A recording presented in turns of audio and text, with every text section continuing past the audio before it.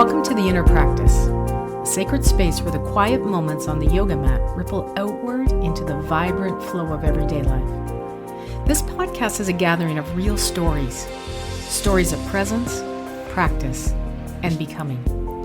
Here we listen to journeys of growth, salvation, transformation, and peace. These stories reveal how the wisdom of yoga reaches far beyond the physical postures to touch our hearts and souls. Each episode will invite you to step into moments of stillness and awareness, where healing begins and the path unfolds. You'll hear from people whose lives have been changed by the practice, how they move through struggle, found strength and surrender, and embrace the journey of becoming who they truly are. Whether you are just beginning your yoga path or have been practicing for years, this is a space to breathe deeply, listen openly, and connect with the powerful stories that link us all. Join me, Jackie Vandertuin, as we walk the path from the mat into life, one mindful breath, one step at a time.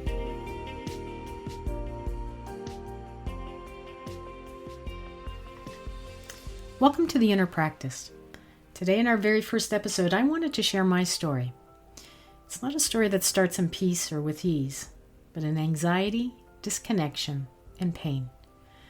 Maybe you've been there. Maybe you're there now. For a long time, I didn't realize just how far from myself I had drifted. The anxiety came first and in unexpected places. I remember the first time I felt it. I was swimming in a lake and suddenly my heart began to pound. And in my mind's eye, I could see the bottom of the lake. I thought this was a one-off, but then I remember swimming in the pool and I felt the same. I would begin to feel panic at work and even in the resting pose of Shavasana. My heart would pound, my mind would race. I had no idea what was going on, and I thought I was going crazy. I remember thinking to myself that this doesn't happen to me. I was the confident one. I was the fixer, the helper, the person people turn to. Suddenly, I'd be standing in front of a class that I was lecturing to, and my knees would begin to shake. This wave of fear would rise in me, a sense that I didn't belong, a sense that I wasn't enough, and a sense that these students could see through me. I felt they knew I was a fraud. Imposter syndrome hit me hard. And then came the numbness, apathy. I just didn't care about the things I used to love. My job was my passion, and that didn't even spark joy. I just lived day to day, neither happy or sad, simply living. Even when people approached me telling stories of their pain, I couldn't feel compassion. I felt nothing.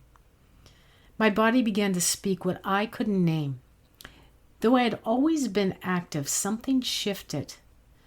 At a routine doctor's visit, my blood pressure was high, dangerously high, and I had gained over 10 kilograms. I felt heavy, not just in my body, but in my spirit, and I didn't recognize myself in them anymore. Still, I told myself, this doesn't happen to me. I personally believed I was immune to life struggles.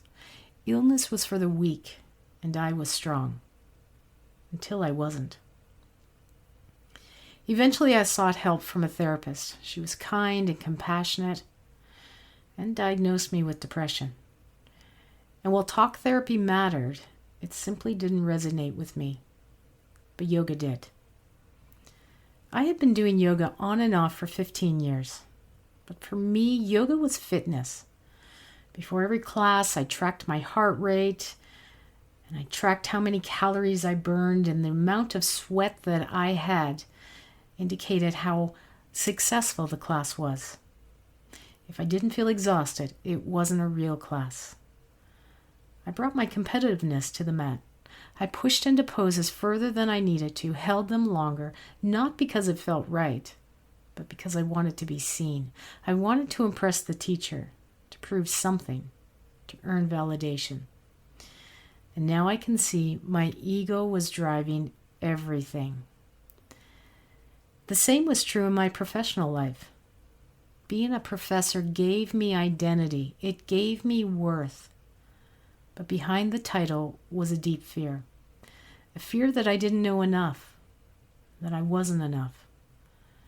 And the pressure to hold it all together was crushing me.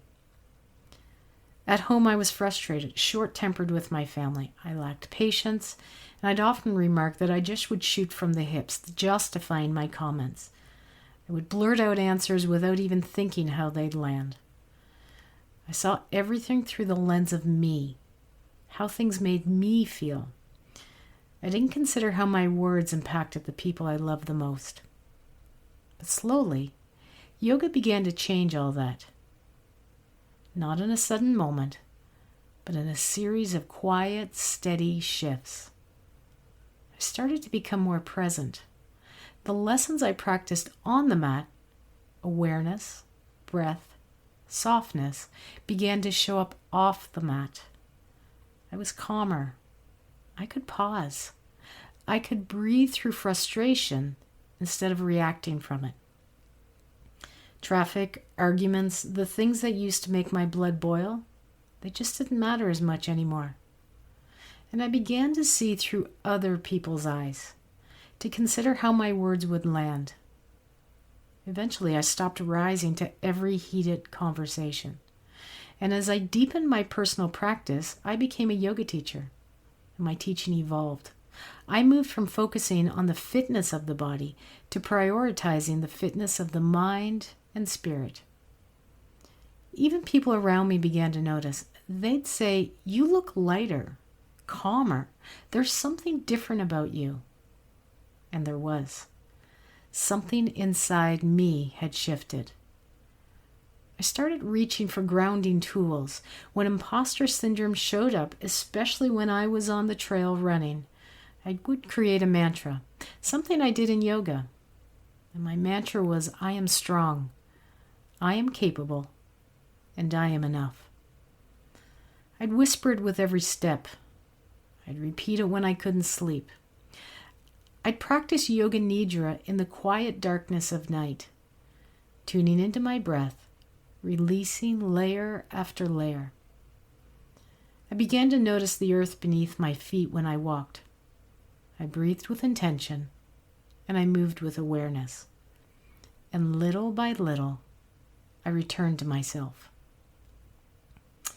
There are still hard days, but I know now this too will pass. Everything is temporary. I used to think that a hill on a trail run was hard. But after living through depression, that hill is nothing. And now I run with joy, with the sky overhead and the ground beneath my feet. Recently, I ran a 10-kilometer race, and I loved every minute of it. Not because it was easy, but because I was fully present, something I had never experienced before. And yes, I cried on the course, but I didn't cry from pain. I cried from joy because I made it through and because I'm alive. Even when I'm in difficult poses now in yoga, I don't hear criticism anymore. I hear a quiet voice that says, it's okay. This is temporary. Yoga didn't change me into someone new. It brought me back to who I already was, the authentic me. It helped me slow down. It helped me stop chasing perfection. It helped me be okay not having all the answers. And now I feel comfortable saying, I don't know. And I mean it with peace and grace for myself. As a yoga teacher, I've heard stories like mine again and again. Stories of anxiety, depression, physical illness, emotional exhaustion. And I often say to people that my yoga studio is like a hospital, and everyone who walks through the doors is on a path to healing. Some don't even realize they needed it, but they find their way. Yoga becomes a bridge. These are the stories that inspired the inner practice. So many people think they're alone in their struggle, but they're not. You're not. This podcast is a space for those stories to be shared, to remind you that you are one of millions on this path, that healing is possible, that yoga is more than postures. It's a way home. Thank you for listening to this first episode of The Inner Practice. I hope that in sharing my story, something opened for you. If this episode spoke to you, please share it, leave a review, or pass it along to someone who might need a little peace, a little presence, or a spark of transformation. To stay connected, follow the podcast and find us on social media for upcoming episodes and reflections from the mat. Until next time, stay grounded, stay open, and keep listening for the wisdom within. This is The Inner Practice, stories of healing, awakening, and becoming. I'm Jackie Vandertuin. Thank you for being here.